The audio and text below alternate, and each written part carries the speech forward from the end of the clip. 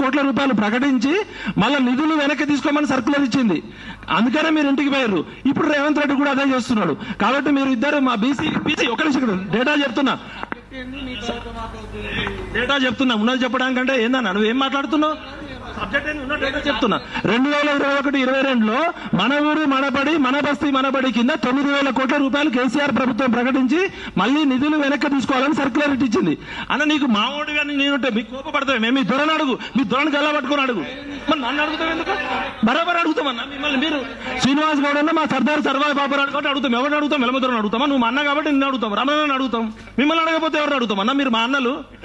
అరే నా అంశం ఏమంటున్నా అంటే గతంలో ఉన్న కేసీఆర్ తప్పు చేసిండనే రేవంత్ రెడ్డి ప్రభుత్వం తెచ్చినాం. రేవంత్ రెడ్డి ఏమో అన్న అంటే రేవంత్ అన్న ఆయన అడ్రస్ లేకుండా ఉన్నాడు. ఆయన విద్యాశాఖ మంత్రి పీకర్ అనుకున్నాడా? ఆయన ఏమన్నా విద్యాశాఖ మంత్రి? ఆయన చదువుకున్నాడా? స్కాలరా? ఇప్పుడు కాంగ్రెస్ ప్రభుత్వము 17 మంది మంత్రులు కూడా నియమించుకోలేకపోయింది. వాళ్ళు ప్రభుత్వం ప్రజాప్రభుత్వం చేస్తా అని చెప్పి 30 మంది 30 ఎంతమంది ఉండాలన్నా మామూలుగా ఉమ్మడి ఆంధ్రప్రదేశ్ ఉన్నప్పుడు 35 మంది మంత్రులు ఉండాలి. మన తెలంగాణలో 17 మందే ఉండాలి. 17 మంత్రుల్లో విద్యాశాఖ మంత్రి చదువుకున్న శ్రీధర్ బాబుకో లేకపోతే నాగార్జున కోరిక నియొచ్చు కదా. రేవంత్ రెడ్డి గారు మీకేమైనా సదుద్దేశం ఉంటే విద్యాశాఖ మంత్రిగా మీరు ఇమీడియట్ గా వేరేటోళ్ళకి ఇవ్వండి.